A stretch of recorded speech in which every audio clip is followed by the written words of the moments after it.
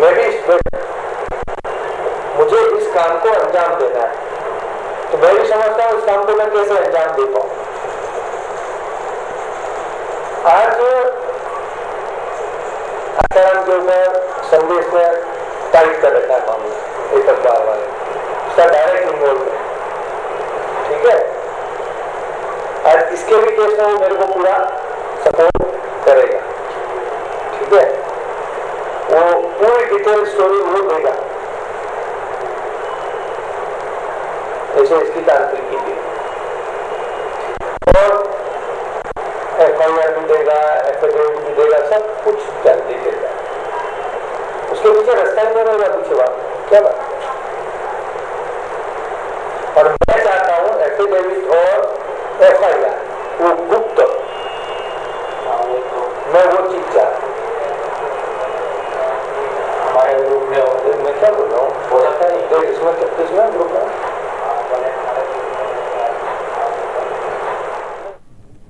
जी हाँ, हम आपको दिखा रहे हैं किस तरीके से एक इतनी बड़ी साजिश का पर्दाफाश किया गया है, किस तरीके से यह शख्स राजू लंबू नाम का यह शख्स जो आसाराम बापूजी के साथ 20 सालों तक उनके साथ जुड़ा रहा और उसके बाद उनको बदनाम करने की तमाम जो कोशिशें होती हैं वो की मीडिया में और जुडिशरी को अखबार का सहारा लेकर किस तरीके से बदनाम करने की कोशिश की। इस पूरे मामले में ये जो खुलासा हम आपको खुलासा दिखा रहे हैं, जो सीडी हमने आपको दिखाई और जो वो सारी बातें आपको सुनाई जो राजू लंबू ने खुद एडमिट किया है कैमरे के सामने कि उसने किस तरीके से बापू को बदनाम करने की कोशिश की, किस तरीके से पूरी साजिश जो है उस रची। इस पूरे मामले में हमारे वरिष्ठ सहयोगी ज्ञानेंद्र बरतरिया फोन लाइन पे हमारे साथ जुड़े हैं। जी ज्ञानेंद्र जी, इस पूरे मामले को देखकर आप क्या कहना चाहेंगे?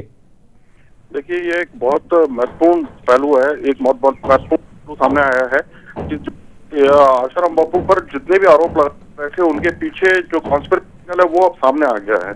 तो मेरे विचार से ये हाई टाइम है, ये बिल्कुल सटीक टाइम है कि इस मामले को पुलिस इस पर ध्यान में ले और इसको तुरंत इसके खिलाफ कार्रवाई शुरू की जानी चाहिए।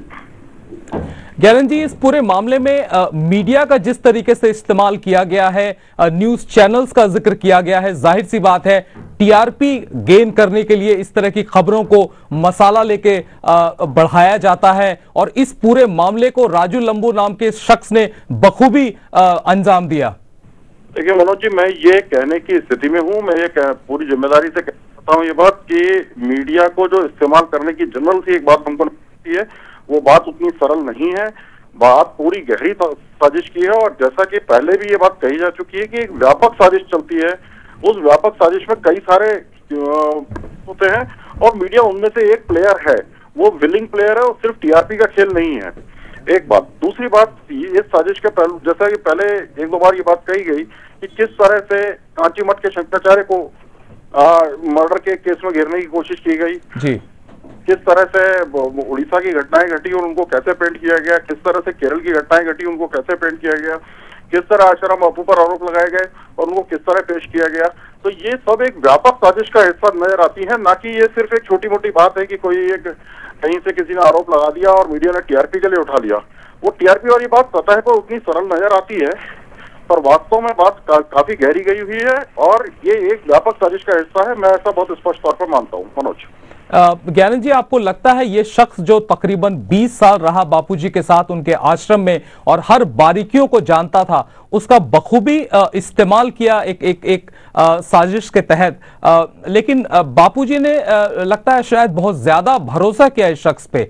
देखिए, मैं फिर वही बात कहना चाहता हूँ, हमें प्राइमा फेसी ऐसा लगता है, पहली नजर में ऐसा लगता है कि एक शख्स कोई भी था, राजू लंबू था या कोई भी XYZ कोई भी व्यक्ति हो, वो 20 वर्ष तक साथ था, अचानक वो बाहर हो गया, उसके मन में एक रिवेंज वाली फीलिंग आई और लिहाजा उसने कॉन्स्पिरेसी रचना शुरू कर दी। पर मैं फिर कहता हूँ, बात उतनी सरल नहीं है। सर, बात यह है कि राजू लंबू का आविष्कार किसने किया, राजू लंबू को किसने क्रिएट किया, किसने उसको ये समझाया कि भाई तुझे ऐसे ऐसे करना है और इस तरह से तू एक साजिश कर। फिर साजिश क्यों कर, जैसा कि बहुत सीधी सी बात है कि इस तरह की साजिशें करने में भी बहुत पैसा लगता है, बहुत समय लगता है, बहुत सारे लोग लगते हैं। तो वो सब लोग कौन है? ये एक व्यापक साजिश है। मेरा बहुत, जो आपने सीडी में बात कही, जो बातें सामने दिखाई गई, उनको देख के बहुत स्पष्ट लग रहा है कि ये व्यापक साजिश का हिस्सा है और उसकी पूरी तरह जांच होनी चाहिए। बिल्कुल ज्ञानंद जी, आपका बिल्कुल कहना सही है। एक व्यापक साजिश है, ये इतनी छोटी चीज नहीं है जो सामने से दिख रही है। इसमें सिर्फ राजू लंबू नाम का शख्स नहीं है जो दिखाई दे रहा है कैमरे के सामने, जो बहुत सारी बातें एडमिट कर रहा है। ज्ञानंद जी, आप हमारे से बात करने के लिए आपका बहुत बहुत धन्यवाद। फिलहाल जिस तरीके से हम दिखा रहे थे, इस पूरी साजिश में बड़ौदा के बदनाम झोला छाप वैद्य अमृत भाई प्रजापति भी शामिल हैं। राजू लंबू लगातार आश्रम के खिलाफ साजिश रचता रहा। यही वजह रही कि आश्रम की ट्रस्ट ने राजू लंबू से इस्तीफा ले लिया, जिसकी वजह से उसके दिल में बदला लेने की भावना बढ़ गई। मैं वो कच्चा काम करूंगा, मैं अपने देश में बुला के चलाऊंगा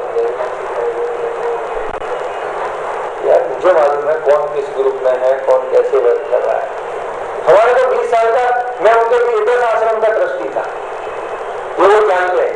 उन्होंने, उनको मालूम है कि इसमें ये चीजें, 4 चीजें देख रखी है, ये मेरा ये नुकसान कर सकता है, ये सब उनको मालूम है। इसलिए मैं उनके लिए कहती हूँ, तुम क्या कहते हो? तो खड़ा है, तुम को पहचान भी नहीं पाएंगे ये आश्रम में रहता था।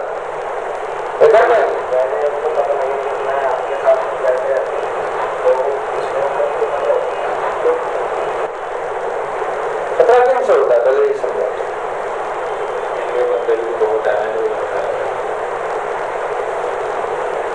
तो अभी केस की बारीकी को तुम भी नहीं समझो, और कोई उतावला है तो 2 ही दिन हुए यार, 2 दिन में ऐसे तुम उतावले हो जाओगे तो बात तो नहीं कर सकते। हाँ बिल्कुल कर सकते हो, मैं तो तुमको बता रहा हूँ। मैंने इसलिए कहा टाइम लेके आना, उतावल में मैं कोई काम नहीं करता। अमृत भाई उतावल में काम करता है, मैं उतावल में नहीं काम करता। तो बहुत सोच समझ के एक एक कदम फूक फूक के 4 जगह मेरे जो है मिलने वाले, जो जुडिशियरी में है, जो इस लाइन के महामहिम है, उनसे सलाह लेके एक एक कदम पे फिर पड़ता हूँ। अरे टाइम जाना जाए, जहाँ हमारे को 2005 से 2008 हो गया, 3 साल चले गए, कौन सी हमने कंप्लेंट नहीं की, तो 3 दिन बाद हो जाएगी, क्या हो जाएगा, कुछ हो जाने वाला है।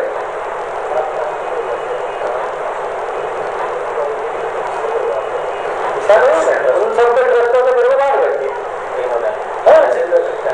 जेल दे सकते हैं। ठीक है, मैं कुछ नहीं कर सकता ना।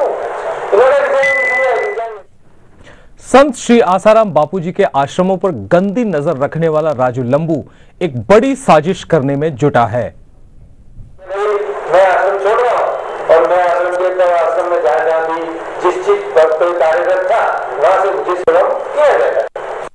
आज के बाद मेरा वहाँ कोई फिजिकल रूप से या दूसरे किसी रूप से मेरा कोई दखलंदाज नहीं जाएगा। इस तरह का एक लेटर लेके हम दस्तखत ले पूरा हो गया। वो मैं करूँ केस, उसकी इंक्वायरी हो, और जब जाके प्रूव होता वो क्यों मैं बदनाम कर दिया।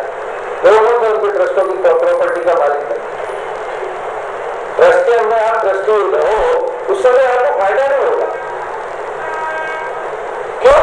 कि ट्रस्ट की प्रॉपर्टी ऑलवेज सरकारी प्रॉपर्टी है, उसको आप बोल नहीं सकते। जब आप ट्रस्ट को बेच नहीं सकते तो क्या कर लोगे, क्या लड़के लोगे उसको? इनके बाद सरकार प्रॉपर्टी ले लेगी, गवर्नमेंट प्रॉपर्टी। ये मंदिर जो पुराना होता है वो किसके हो जाए? ये गद्दी को बिठाया बराबर, और वो उससे संभले नहीं। और लोकल लोग, जैसे अभी पूरे आश्रम हिंदुस्तान में 100 आश्रम में 50 आश्रम ऐसे हैं जहाँ कोई इनके संभालने वाला नहीं होगा, तो क्या होगा? गवर्नमेंट क्या करेगी? उसको कब्जे कर देगी। और जमीन तो सरकारी हो गई है, या ट्रस्ट की है, ट्रस्ट का कोई मालिक नहीं है तो उसका मालिक सरकार है। समिति वाले क्या करेंगे? उनके राइट्स ही नहीं है उनके पास, उसका अपने अंदर इन्वॉल्वमेंट ही नहीं है पेपर। जो 5 ट्रस्टी उनमें से आसाराम मर गया, नारायण कहीं चला गया, सुरेश कहीं अलग बैठा है, कोई अलग बैठा हुआ, कोई आदमी है नहीं जो ट्रस्ट की लिस्ट में था, तो क्या करोगे आप? पूरा हो जाएगा।